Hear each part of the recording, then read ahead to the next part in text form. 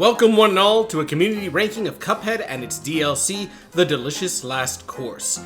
After I did my extraordinarily brief analysis and ranking of all the bosses of Cuphead, I wanted to hear your opinions and see what bosses the community connected or didn't connect with. When I put out the forum, I was hoping for maybe 100 responses as a decent response rate, but instead I ended up with a terrifying 499 responses, letting me know their favorite boss, least favorite boss, and then ranking boss quality on a scale of 1 to 10, with a 6 being defined as a perfectly average boss fight. Before we begin, thank you so much to everyone who responded to this survey. This was way more responses than I was expecting, which was amazing to see. So today, let's hear from the community their thoughts on the main roster of Cuphead. I ended up not including the King's Gauntlet or the Devil and Angel mini-bosses, and instead just focused on the full encounters throughout the game. I placed these bosses into a ranking based on the mean of their overall scores, though I'll make sure to mention if that method of ranking pulled that boss higher or lower than other methods of scoring would have. With all that said, let's dive headfirst into the community's lowest rated boss fight. The lowest rated boss in my video, Rumor Honeybottoms, finds herself at the bottom of this ranking as well, with a score of 4.42 out of 10, and the most votes for least favorite boss, having earned a commanding 33% of that poll. The mean was a 4, and most votes lean towards the lower side, with a few outliers keeping the average where it is. The biggest issues people had with Rumor seemed to come down to attacks feeling unfair to dodge, and the moving platforms and boss locations feeling frustrating. Rumor Honeybottoms has attacks that, more often than not, are impossible to dodge without taking damage. Rumor is the only boss I actively dislike. The first phase is boring as hell, the third phase is complete ass, her being below you is such a damn pain that it makes the fight horrendously unfun. On top of that, Rumor's design visually didn't land with players as well as the best bosses in the roster. Where there are plenty of references and Easter eggs in other fights, I don't find them here. Her fight feels unimaginative and almost a bit boring, in comparison to the other bosses. Despite being the lowest scoring boss fight, 17.2% of players still voted her as an above average boss. Hot take, I kinda like Rumor Honeybottoms. The vertical scrolling works way better for me, and many of my deaths were more because of the spells of the bullet beads. There are plenty of platforms to work with, and the death area is not in the boiling honey, but outside the screen, so really forgiving. Players using Miss Chalice also pointed out how much her additional aerial mobility minimizes the randomness, making the entire boss more enjoyable overall. I personally like the playstyle of Miss Chalice more, so the randomness isn't as bad for me. I think I can agree that Miss Chalice does help improve the counter in a big way. That double jump allowing the player to delay their reactions to adapt to the platforms or fists in the playing phase makes Rumor a lot more satisfying to fight. Even with that though, the frustration of the moving platforms and the underwhelming aesthetic of the fight meant she stays trapped at the bottom of the community's list.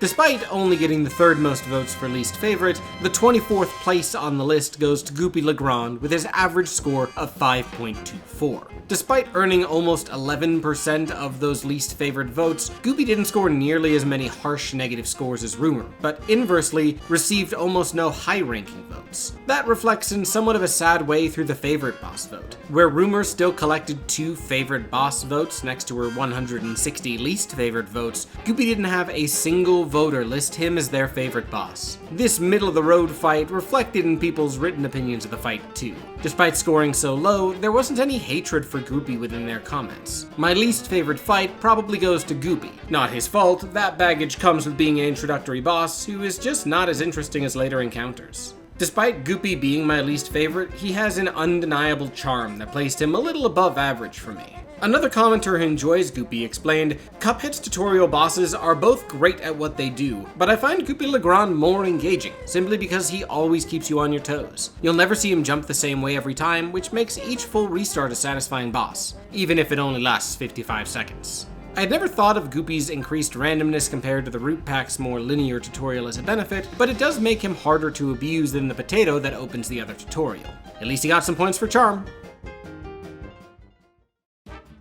Boasting the first score to come above the average line of 6, Dr. Kahl's robot scored a 6.46, almost a full point above Goopy's score, which is the largest single gap in this video. Dr. Kahl somewhat predictably got second place in the least favorite boss poll, with 15% of that vote. However, if we were to rank bosses based on how many favorite boss votes they'd got, Dr. Kahl would actually end up at a much more respectable 14th place in the video. And looking at his bar graph, you can see why.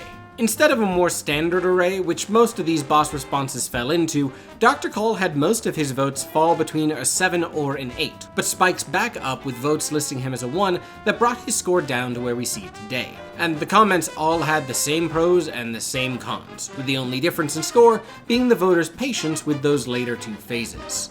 Bullet hell. If you like that, then you'll like this boss. I do not. The first phase is really good though. For me, Dr. Kahl's first phase is the best of the plane segments in Cuphead. The last phase drags on for way too long, since it's basically one repeating attack with walls flying at you. I think I would like this phase more if the gap between the bullet hell maybe had another attack, or if it just had less health. The last phase of Dr. Kahl's robot is the single worst phase in the game. The obstacles blend into the background, are obscured by the foreground, and literally take up 70% of the fight. It's only better than Honeybottoms because the first phase is fantastic. Visibility, or the ice strain the last phase created, was often one of the larger issues called out by comments, even those who enjoyed the fight. I absolutely loved Dr. Kahl's robot phase 1 and how it gives the player a choice of how difficult do you want this to be, but I find the final phase is a bit too drawn out for its simplicity. Also, don't put foreground elements there to test my object permanence. Quite frankly, it only tests my patience. I love the fight, it's just hard on my eyes, which brings this down to a 1 out of 10. That may seem like a harsh review, but it has a hard time comparing with I hate him, I hate him, I hate him, I hate him, I hate him, I hate him, I hate him, I hate him, I hate him, I hate him, I hate him, I hate him, I hate him, I hate him. So yeah, touch harsher. The Dr. Kahl's mode shows a clearly dedicated group of admirers, especially for his first phase. The dislike for his last phase is intense enough to bring him down to the 23rd place, even with 69% of his votes leaning above average. Moving upward, we reach the bulk of the bosses that I think the community considers slightly above average. Between each placement from this to 14th place, the score will never increase more than 0.1 from entry to entry. Starting that crew up with a score of 6.68 is Beppy the Clown, and though he earned 5% of the least favorite vote, there's a lot less said on him than the other low-ranking bosses, though he also didn't have any detailed positive comments in the survey, which is strange for a boss that had 78% of players give him an average score or higher. My favorite comment that I think sums up the root of how he earned the least favorite vote for almost every 1, 2, or 3 score he received is this. My low ranking for Beppy is pure spite. I hate that clown, and I wish for him to be confined to the darkest, deepest depths of hell. That being said, I do think he is well designed, and I'm simply holding a grudge. I think Beppy does have his faults, particularly the first and third phase, but starting off the above average pack seems like a fair place for him to be, even if it is a shame he garnered so many least favorite votes. Despite being 5th from last on the list here, Captain Brinybeard with a score of 6.76 is the first member on this list today, and one of only 6 bosses overall not to receive a single 1 out of 10 vote. Despite that, there wasn't much said about Brinybeard. Some players called him very fun but a tad too easy, or said he was a boss that shouldn't be in Aisle 3. This could have easily been the final boss of Aisle 1, and it would have fit. The comments in my Cuphead video mentioned that Brinybeard was the first boss MDHR Studios designed, which would account for his simplicity. Even with that, there's a charm in Brinybeard that I think accounts for the fact that, though he didn't receive as many high scores as the other above-average bosses, he only received a collective 13 votes, giving him a 3 or lower, which is wild for being this low on the list. Brinybeard is the funniest character among the Cuphead bosses. The way he gets thrown off of the ship for the transition to the final phase is hilarious. I think looking at Brinybeard back-to-back with the DLC bosses makes it clear just how much the developers grew over the course of Cuphead's development. They always had that charm and solid design, but over the years they worked on this game, they really became experts on the gameplay pieces of this genre as well. Though I'm not shocked that Baroness von Bonbon received a score of 6.78 to just barely pull past Brinybeard, there are 2 things that did shock me about her results. First, her graph forms a plateau from the scores of 6 to 8, with almost an evenly divided 68.9% of her responses landing in that range. Though the amount to fall off from the mode varied boss to boss, this was one of the only bosses that formed this kind of shape with their response. On top of that, people really didn't have much to say about Bonbon. One responder claimed that some of her minions aren't that fun to fight, but others liked the variations in the different attacks and the patterns of the suites you fight against. Obviously, people enjoyed the fight more than not, but there weren't many extreme responses when it came to Bonbon, outside of hatred for her cupcake. Jumping up to a score of 6.86 is the other tutorial boss of Cuphead, the Root Pack. And interestingly, despite being liked much more than Goopy, the Root Pack has the least combined votes for most and least favorite boss. They only received a single vote for favorite boss and 3 votes for least favorite, not even 0.5% of those combined polls. Despite that, the adoration for the Root Pack in the comments were undeniable. I adore this boss. It was my first boss I ever got an S rank on, so that is some bias, but also just the design and clever build-up. I've always seen them as the real tutorial boss. Root Pack has so much depth for a simple fight. Giving it a secret phase for curious players that is hard but not impossible to discover is the best idea for a starting boss I've seen. They perfectly teach you all the mechanics of the game, how to jump and parry with the potato, understanding space control with the onion, and how to navigate bullet hells with the carrot. Frankly, I love hearing the love for the Root Pack, even if they landed fairly low in terms of overall ranking. There were no comments that were overwhelmingly negative about the boss, even if 3 people did consider it a least favorite. Despite suffering from the same curse as Goopy does as the game's tutorial, I'm glad they did at least crack the top 20. All of the plain bosses in Cuphead are rather controversial, with the second on this list being Wally Warbles, who just misses out on crossing the threshold into the 7s with a score of 6.96. Despite being only number 18, Wally Warbles would have ranked number 12 if we went off votes for favorite boss, and is the first boss to cross 10% of their votes in the poll, being a 10 out of 10 ranking. The next boss to cross that threshold, to give you an idea, won't be until spot number 12, really setting Wally apart from the rest of the bottom half of this list. In terms of positivity, most of them reference the challenge he presents being one of the game's most satisfying to overcome. I really like Wally Warbles. It feels like it has no RNG and is extremely satisfying to S-rank. This fight feels like the evolution of plain bosses we needed. The bullet hell feels fair, his son and his Yoshi eggs provide a fun challenge that actually makes you use the small function of the plane, and the final phase is just chaotic enough to be stress-inducing, but fair. Wally is the GOAT, because the difficulty jump from regular to expert is insane. When I S-ranked him for the first time, he was the only boss out of all of them that I got out of my chair and started screaming.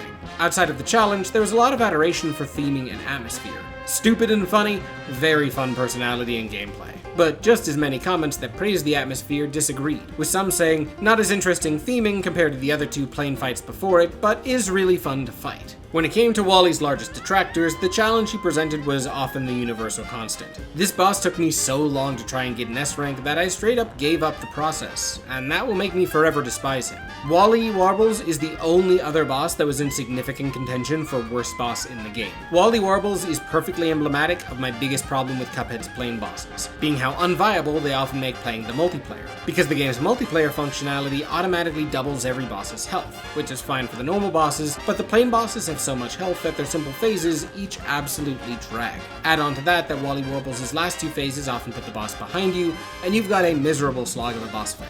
I have to admit that I haven't really messed with Cuphead in multiplayer, so I'm not personally sure how that doubled health would be more frustrating in the plain than the standard levels, unless one player is having a much harder time surviving or accurately hitting in those plain fights.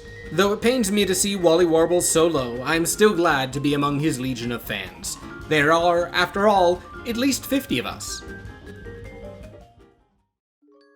And coming in at number 17 is the first fight from the DLC, and though I disagree on which it should have been, I'm not too shocked that it's Mortimer Freeze. He does get the honor of being the first boss to cross into the 7s for average score, sneaking in with a 7.02. A lot of the opinions shared here were fairly similar to the adoration and criticism within my own video. Phase 2 is my favorite phase in the game. Unfortunately, Phase 1 isn't the best.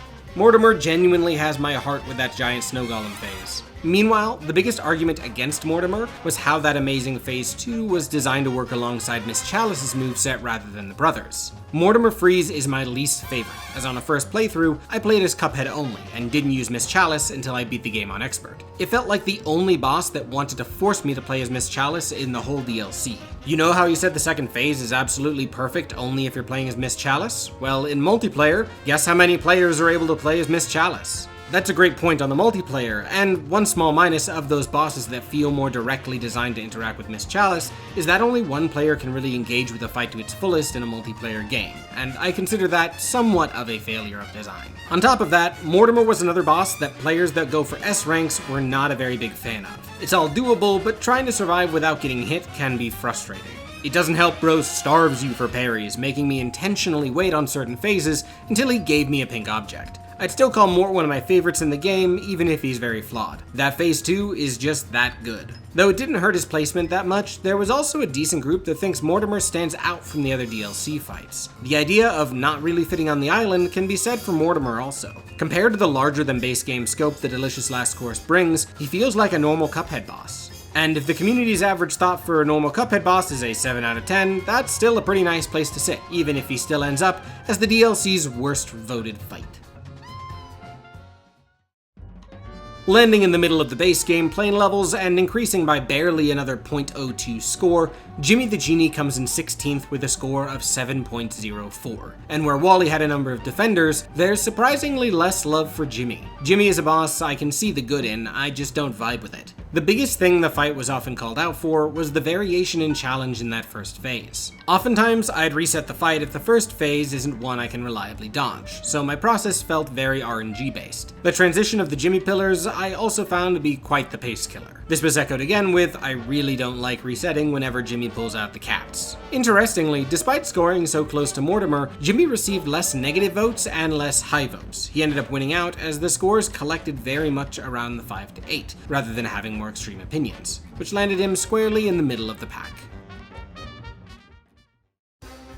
Breaking out of the bottom 10 is Ribby and Croaks with a score of 7.09. Despite getting close to the top half of this list, Ribby and Croaks received the 4th least votes for favorite boss fight, making them one of only 5 fights that earn less than 1% of that overall poll, alongside Rumor, Goopy, the Root Pack, and Brinybeard, which is shocking with the fact that this is another middle-of-the-pack boss that received mostly positive comments. Complexity abounds for an Isle 1 boss. If the Root Pack wasn't such a good tutorial, I'd put this as the best of Isle 1. Ribby and Croaks had, in my opinion, the best song and atmosphere of the bosses, and really nice gameplay on Expert.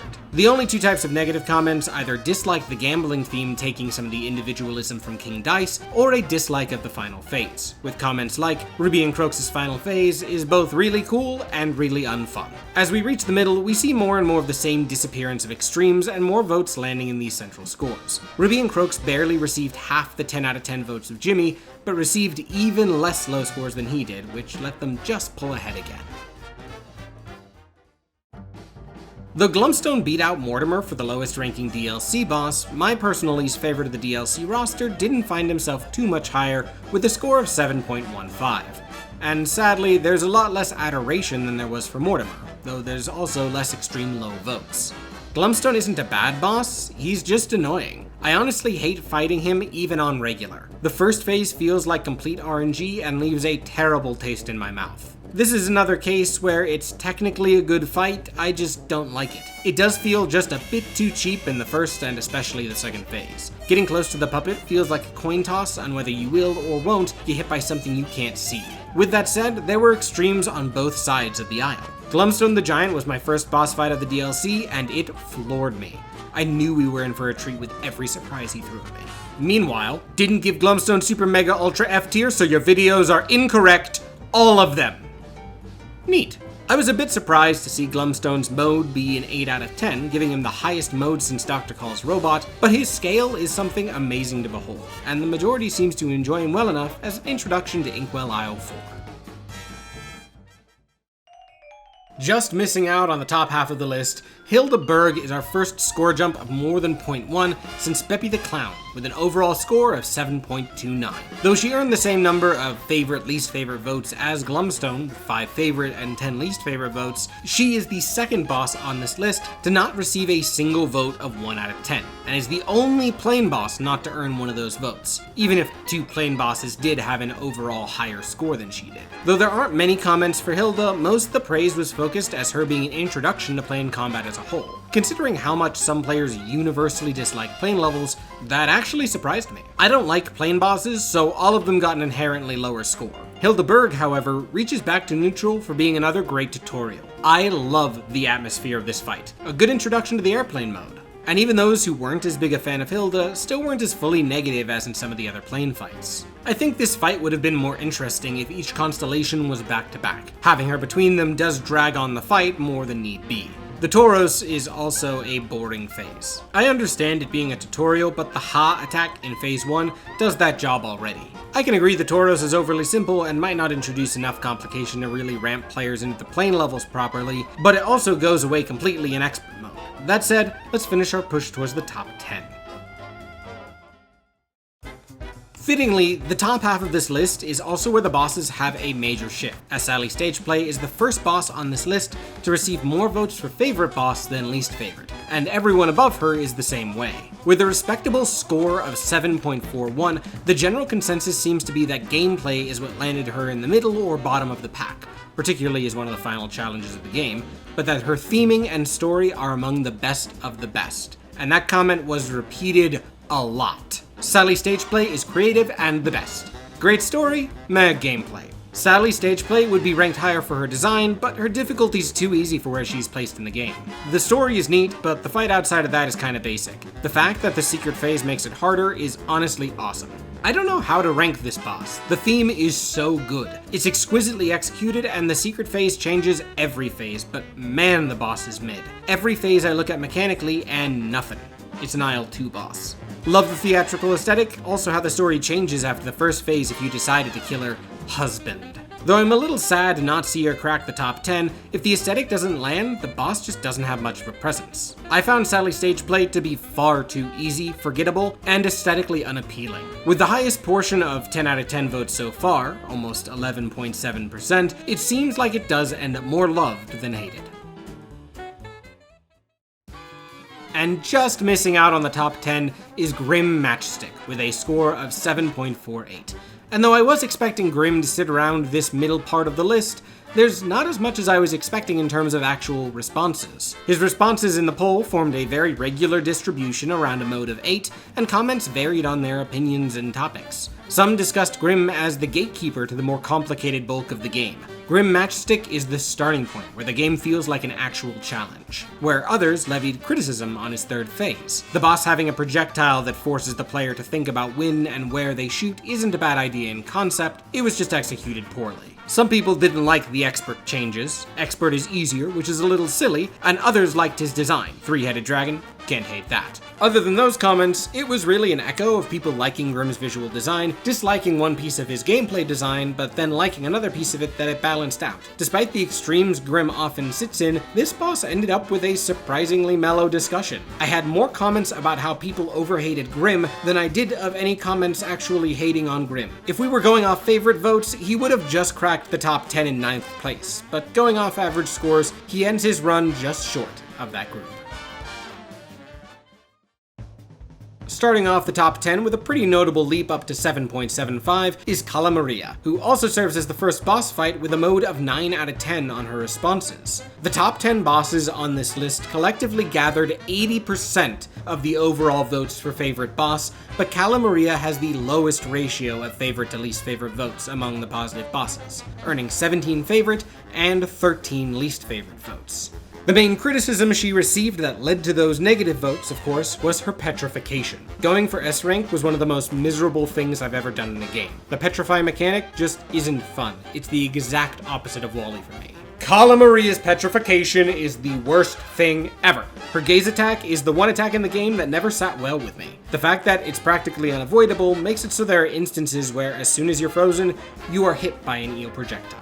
The second phase is almost trying to be unfair. I get it thematically, but could you not turn me to stone then fill the screen with projectiles? And the final phase, why can she turn you to stone there? I have never died to that attack and had it feel fair. Her praise was a bit more varied. Some people disagreed directly with the negative comments. The eel phase was so cool when playing with my friend. Both stressful, but also fun, and we laughed a lot when trying to deal with the eels. There was love for her design too, with players calling her funny and charming with perfect difficulty, or explaining that I genuinely enjoyed the Cala Maria fight, okay? I didn't give her a 9 because of other reasons. I think you can see the dislike for the petrification with the fall off from a 9 to 10 score being so much larger than the fall off from 9 to 8, because past that, there's not actually much significant dislike for Cala Maria compared to the other often discussed plane bosses. To wrap up this entry, I'll leave you with a quote quoted in a quoted comment. Cala Maria is sexy. Someone.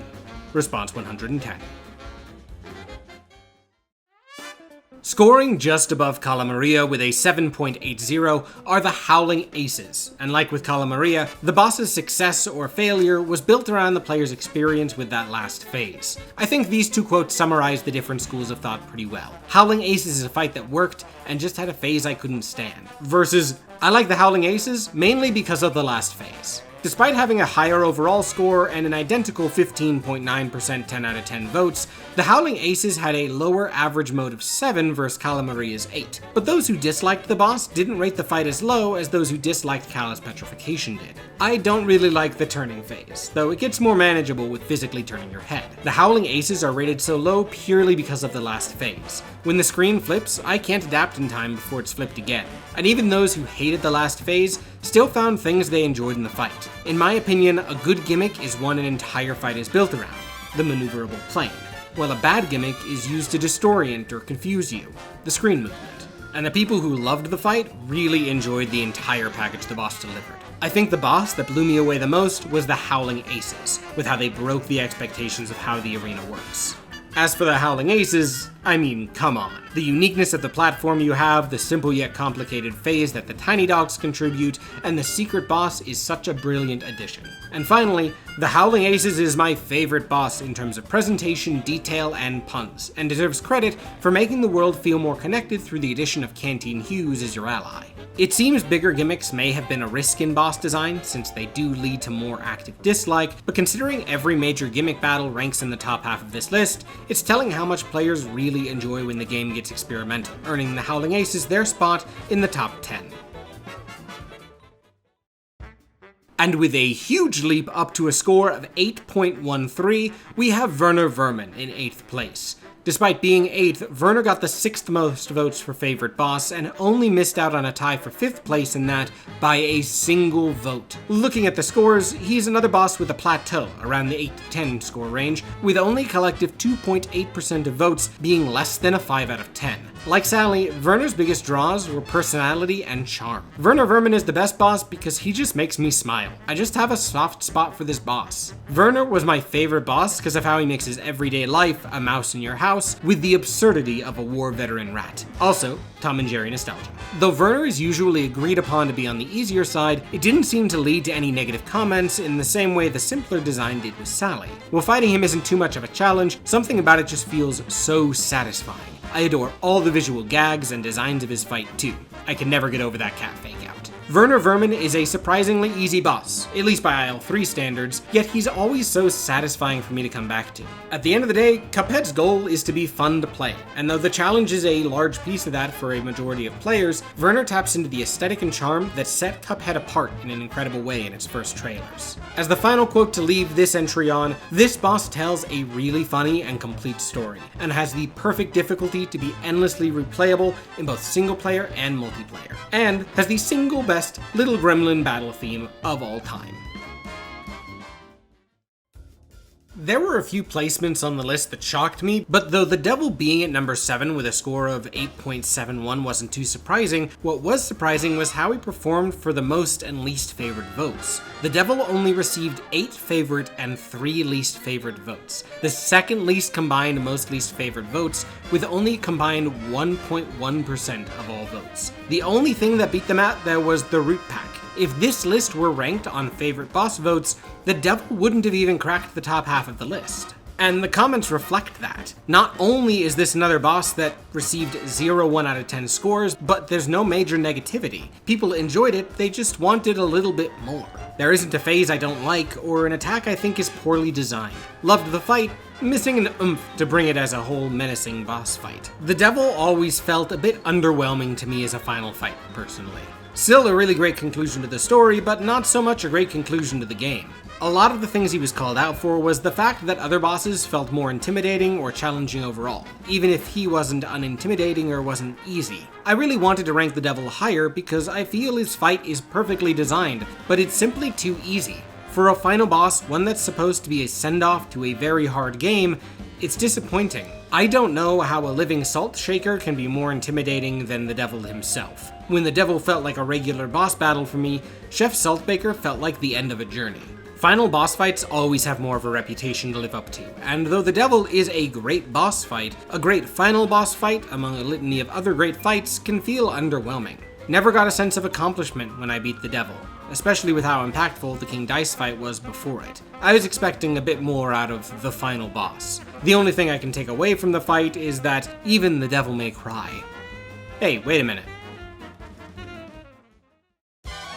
Just barely missing out on the top 5 is the game's penultimate encounter, King Dice. He actually tied with the number 5 spot with a score of 8.21, but I had him lose the tie due to less favorite boss votes. Despite that, he still ends up in 5th place in terms of those favorite boss votes, while also ending up cracking the dishonorable mentions with the 10th most votes for least favorite boss. There were a lot of comments about King Dice, so let's start with the comments talking about the gauntlet that precedes him first. King Dice is the gold standard for endurance fights, allowing the opportunity for healing or avoiding healing if the risk of damage for a particular encounter is too high, culminating in a straightforward but stressful finale.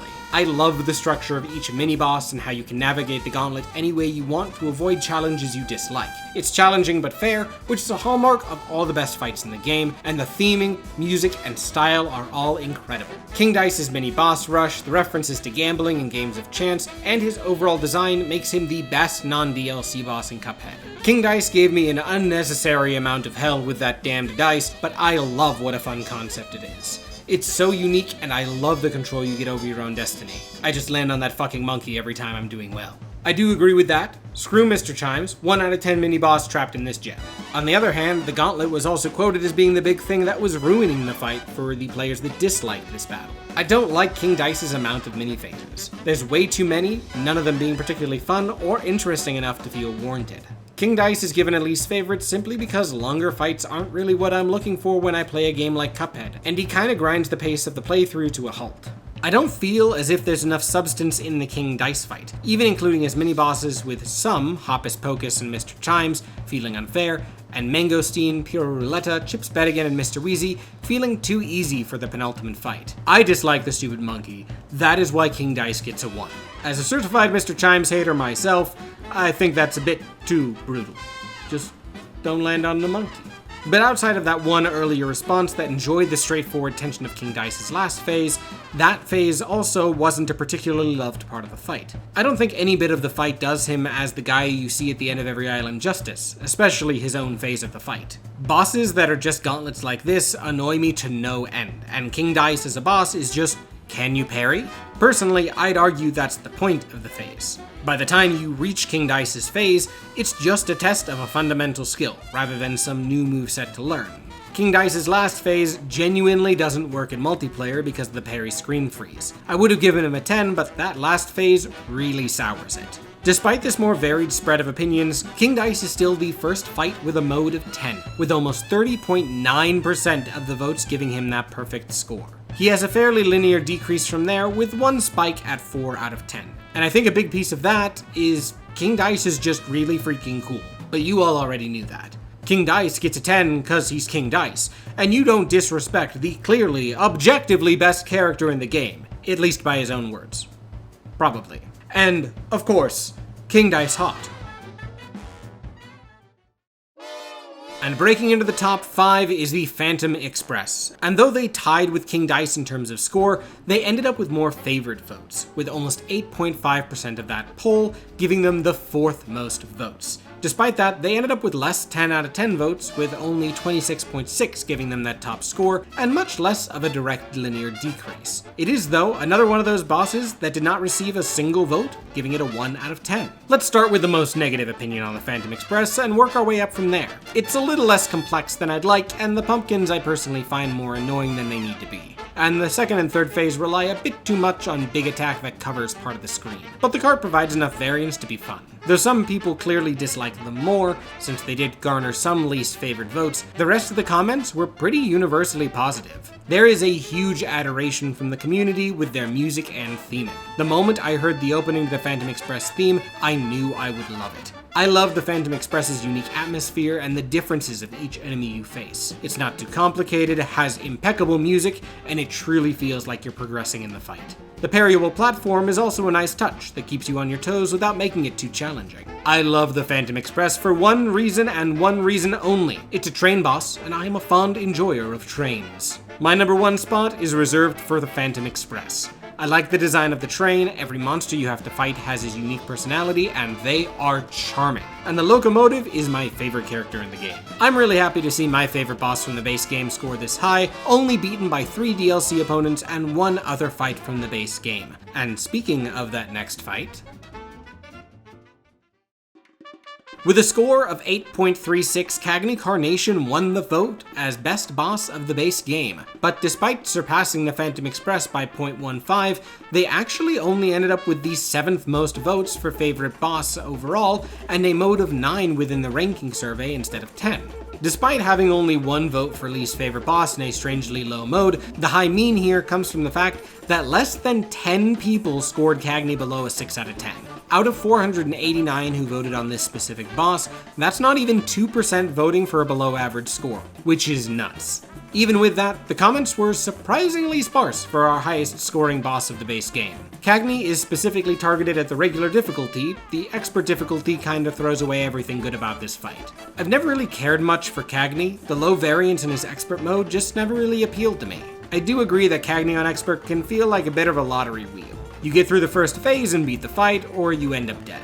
Well, with that, let's hear why people love Cagney Carnation. Do I really need to explain why Cagney is a good boss? Well, no. I'm in an abusive relationship with Cagney Carnation. Okay, though it's strange that Cagney received so few comments, I think I can speak to it somewhat. Isle 1 has a number of solid bosses, but Cagney is the moment that serves as the final hook. In Lies of P, if you beat the Scrapped Watchman, you can reach the end. In Cuphead, that boss is Cagney, and oftentimes these early walls really cement the things that people love about the game, and they end up being the bosses people remember really positively. Even if the praise may not reach the level of the bosses below it on this list, it's rare to find someone who disliked the thing that proved to them that they were capable of fighting their way through anything the game could throw at them.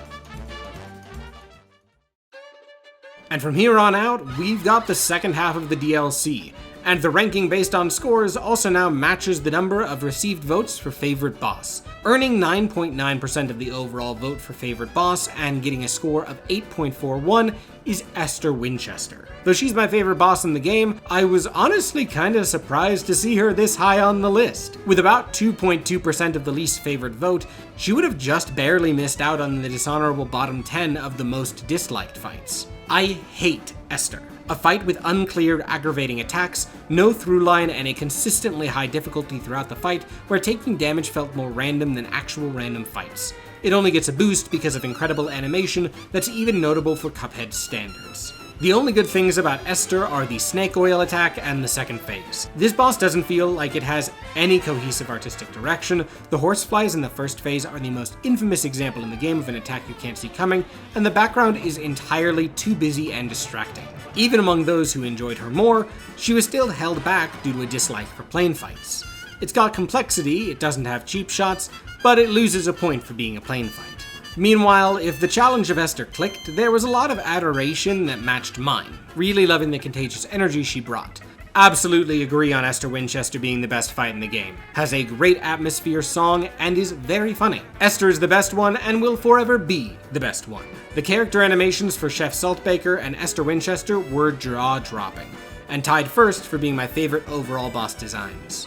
Considering plane bosses usually scored lower than their counterparts, it was a shock to see her this high, but she delivered that genre of fight expertly. Esther Winchester was my most anticipated boss fight when the first trailer for the DLC appeared. By the time that her boss fight arrived, I was not disappointed in the slightest. She's wily, she's kinetic, she's clumsy, and despite wanting to put you through a literal bullet hell, she is undoubtedly the best character in Cuphead by a landslide. What are your thoughts on her? Not the question I was expecting in the poll, but have I got an hour-and-a-half long video for you. And earning 13% of the overall favorite boss vote and a score of 8.67 is the Moonshine Mob. With only one vote for least favorite, and another boss that did not earn a single 1 out of 10 vote, the Moonshine Mob does have a few less 10 out of 10 votes than Esther Winchester did, with about 37.6% of those votes giving them a 10 out of 10. As you'd expect, the incredibly high collection of scores means there's no purely negative comments, though the negative comments that pop up usually have their biggest issue with the third phase. Good fight thematically, but it doesn't have a single great phase. Extremely fun to move around and dodge the attacks, but the third phase is annoying, the fake knockout gets old after the first time, and the fourth phase lasts like 1 second. There's nothing more I can say. Just watch through your analysis of this one again. Everything I would have wanted to say is perfectly covered there, except for the fact that I dislike the third phase even more than you did. After all, the DLC is unreal in terms of quality, with Esther and Moonshine Mob being a blast from start to finish. The thing that earned this fairly straightforward fight such a high spot compared to the larger-than-life fights that surround it was the music, energy, and that iconic fake-out. I have a natural bias towards bosses that play music or have different music for different phases. Fool me once, shame on you. Fool me twice, still shame on you. I fell twice for the fake-out. Moonshine Mob has the most character of any fight in my opinion, and it feels like each member fills a specific niche in both gameplay and a real mob/gang. But more than that, Moonshine Mob is the way the DLC opens, and that feeling of running into them for the first time after returning to the game was one of the most exciting experiences I've had in Cuphead. The Moonshine Mob really shows the player the difficulty spike going into the DLC. All of the phases are simple to teach you how to utilize Chalice the best way possible. The music for this fight is also a regular listen to me, just a phenomenal track. Overall, the best possible boss to introduce the player to IO4. But leaping up to a frankly absurd score of 9.52 and earning 22.5% of the overall poll for favorite boss is the DLC's final challenge, Chef Saltbaker. And not only did he absolutely dominate in those polls, but out of 499 responses, there was not a single vote for least favorite boss in Chef Saltbaker's name. And in fact, there are only 8 respondents among the 479 that voted on Saltbaker specifically that gave him less than a 7. Almost 73.5% gave him a 10 out of 10, providing him this absolutely commanding lead. Out of the legion of comments I received on this one, there was one partially negative comment that I feel deserves a moment in the spotlight. I always thought that attacks in Saltbaker's first phase are not that fun compared to other boss fights. I like the concepts of attacks overlapping each other, but in this fight, they feel cheap. Outside of that, no notes. With that, let's work our way through why people love Saltbaker. Saltbaker's animations, music, and gameplay blend the best for me to create a perfect dance between you and him, and is overall the most satisfying boss to play in the game for me. Saltbaker is the best boss in the game. He is so damn threatening in a way no other boss is. His attacks being random in the first phase adds so much. A lot of Cuphead can feel like just memorization of attack patterns, which, though I enjoy, can get stale. Saltbaker throws all of that on its head. He tests your ability to adapt and raw skill rather than the memorization of patterns, which is the best type of boss in any game. That atmosphere is the biggest thing people loved. Whereas the Devil felt like another boss among the rest of the roster, which led to his strange placement, Saltbaker feels unlike anything else here. Wow, Saltbaker just straight up kills people. The atmosphere of Saltbaker's fight is the standout, but the sheer spike in difficulty beyond any of the other bosses in the game, leading to an exciting climax that feels incredibly tense and thrilling despite getting easier, is an amazing ride. The animation is particularly incredible, and the characterization of the ingredients he's preparing adds so much tension and danger to an already high-energy fight. Chef Saltbaker is a perfect 10 for many reasons you stated in your video. An excellently horrifying fight that escalates bigger and bigger until the final confrontation with his heart. This fight is exactly what I wanted the Devil to be.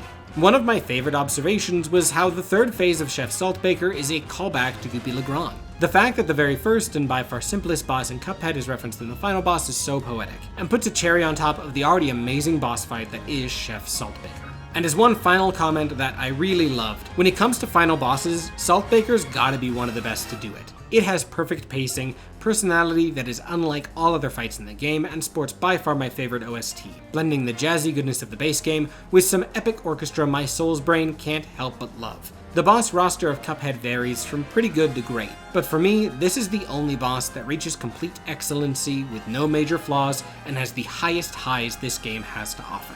I think that comment nailed it perfectly. Even the worst bosses of Cuphead still had people who loved them. Though there were a handful of bosses no one graded a 1 out of 10, there was not a single boss that did not receive at least one vote, giving them a perfect score. But even among them, Saltbaker rockets to the top of so many lists. He brings an X factor that, even among some of the visually diverse and well-designed fights in the genre, set him a step above. But with that, our first community ranking comes to an end. Let me know in the comments below if you'd like to see more of these kinds of videos as I start to go through other game analyses, or if there's a part you'd like me to spend more time on, or any other questions you'd love to see potentially asked in these next polls. Thank you again to every single person who responded to this poll. The turnout was infinitely better than I could have ever hoped, and the amount of positivity and varied opinions was insanely fun to read. The channel has been exploding since I did my first Cuphead video, which is still kind of hard to believe. I love just sharing my takes on games and hearing people's thoughts and response, so the fact that I somehow lucked into a community so willing to discuss these fights with me is an incredible privilege. So thank you all so much.